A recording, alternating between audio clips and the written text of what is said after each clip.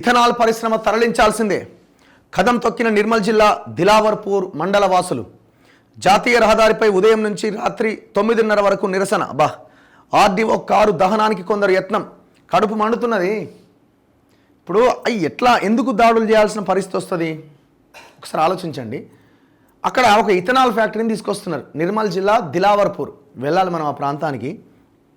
దిలావర్పూర్ ఇక్కడ ఫస్ట్ ప్రభుత్వం ఏం చేసిందంటే భయపెట్టింది. ఇలా కేసీఆర్ది కూడా ఉంది పాత్ర. ఎందుకు చిత్తనూరు దగ్గర ఇథనాల్ ఫ్యాక్టరీ పెట్టిరు. ఒక్కసారి కనుక ఈ ఫ్యాక్టరీ ఆ ప్రాంతంలోకి వస్తే 10 కిలోమీటర్ల రేడియస్ ఖతం అయిపోయినట్టే. ఇక ఫార్మా మ్యానుఫ్యాక్చరింగ్ కంపెనీ ఎట్లాగైతే ఆ ప్రాంతాలను విధ్వంసం చేస్తుందో అంతకు 10 రెట్లు ఇది. ఇథనాల్ కానీ ఫార్మా కానీ ఇవన్నీ ఒకే కోవకు చెందినవి. ఇప్పుడు ఆ మండలంలో ఆ గ్రామాల పరిధిలో ఇథనాల్ ఫ్యాక్టరీ పెట్టబోతున్నారు. ఎట్లా జనం జీర్ణించుకుంటారు? పంటలు నాశనం అయితే బతకడానికి అవకాశం ఉండదు. గాలి పొల్యూట్ అయిపోతుంది. గవర్నమెంట్స్కి తెలియవా? ఏమనంటే నేను కంపెనీ తెచ్చినా మేము ఉద్యోగాలు ఎవరికి కావాలి? నీ ఉద్యోగాలు జనాల్ని చంపే ఉద్యోగాలు దేనికి? ఇక్కడ ఈ స్టార్టింగ్ గవర్నమెంట్ ఏం చేసిందంటే భయపెట్టే ప్రయత్నం ఏం చేసింది. అక్కడ ఒక హెడ్ మాస్టరు చాలా ఆయన కొంత తెలంగాణ జనసమితి కోదండరాం పార్టీకి కొంత సింపథైజర్గా ఉన్నాడు. తెలంగాణ మూమెంట్లో కూడా ఆయన పనిచేసిండు. ఆ హెచ్ఎంని సస్పెండ్ చేసిరు వీళ్ళు. ఎందుకు? వీళ్ళ గ్రామస్తులకి వీళ్ళందరికీ మద్దతుగా నిలబడుతున్నాడని సస్పెండ్ చేసి వీళ్ళని భయపెడదాం అనుకున్నారు. జనం భయపడతారా? ఇది తెలంగాణ బాబు. మీరు ఇవన్నీ పక్కన పెట్టండి. మీరు జనాన్ని భయపెట్టిద్దాం ఏదో చేద్దాం. కేసీఆర్ వల్లనే కాలే. నిర్మల్ జిల్లా దిలావర్పూర్లో ఇథనాల్ పరిశ్రమ ఏర్పాటుకు వ్యతిరేకంగా 61వ జాతీయ రహదారిపైన దిలావర్పూర్, గుండంపల్లి, సముందర్పల్లి, రత్నపూర్ కాండ్లీ గ్రామాల ప్రజలు మంగళవారం పెద్ద ఎత్తున నిరసన చేపట్టారు. ఉదయం 11 గంటలకు మొదలైన ఆందోళన రాత్రి 9:30 వరకు కొనసాగింది. మహిళలు పెద్ద సంఖ్యలో పాల్గొన్నారు.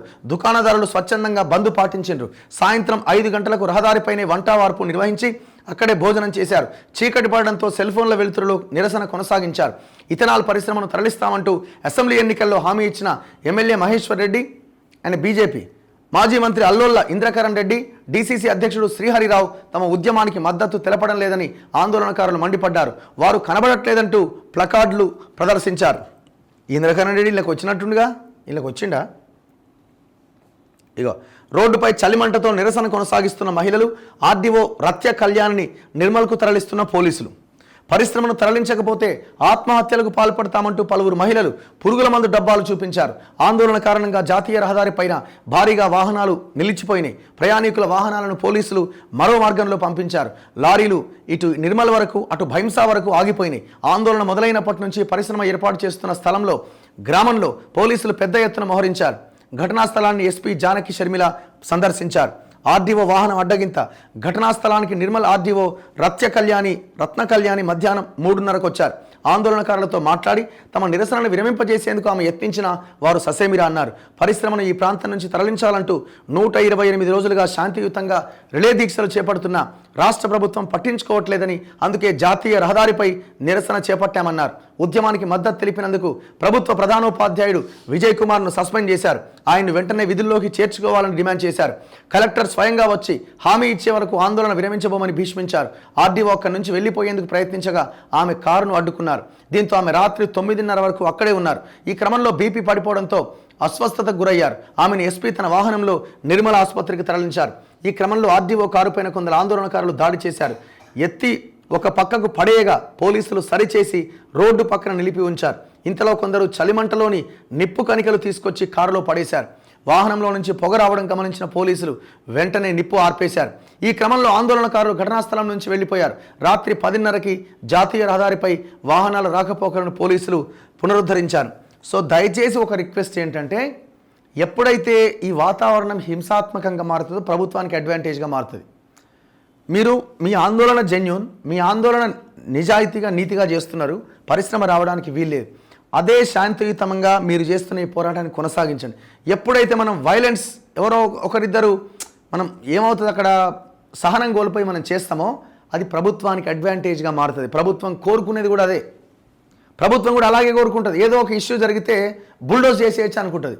మీరు కనుక వాళ్ళని ఏదో ఒకటి చేయాలా, చంపేయాలా, తుడిచేయాలా, ఏదో ఒకటి అనుకుని ఒక ఏమైనా ప్లాన్ చేసి అనుకోండి, మొత్తం గంగలే కలిసిపోతుంది మీ పోరాటం. ఎవడేం చేస్తాడు అప్పుడు? ఇప్పుడు ఆ లగచర్లది ఏమైంది? ఇష్యూ ఏమైంది? కలెక్టర్ మీద దాడి, దొంగలంతా ఎంటర్ అయ్యారు, ఆగమాగం చేసిరు, అనవసరంగా రైతులను బ్లేమ్ చేసిరు. వాళ్ళు ఒక 4-5 అందులో జైల్లో ఉన్నారు పాపం, జెన్యూన్గా భూమి ఉన్న రైతులు. సో ఇష్యూని హింసాత్మకంగా మార్చి ప్రభుత్వాలే చేస్తాయి కుట్రలు. ఇష్యూని ఇంత పర్టికులర్ ఈ ఇష్యూలో అక్కడ రాజకీయ లబ్ధి కోసం ఇంకోటి చేసిండు, ఇక్కడ ప్రభుత్వాలే ఏదో రకంగా వైలెన్స్ క్రియేట్ చేసి బుల్డోజ్ చేయాలనే ప్రయత్నం చేసి, దయచేసి మీ శాంతియుత పోరాటం కొనసాగించండి, ప్రజల మద్దతు కూడా ఉంటుంది. ఇది ఇక్కడి నుంచి తరలించాల్సిందే, ఇక్కడికి రావడానికి వీల్లేదు. చిత్తనూరు ఫ్యాక్టరీని కూడా తరలించాల్సిందే.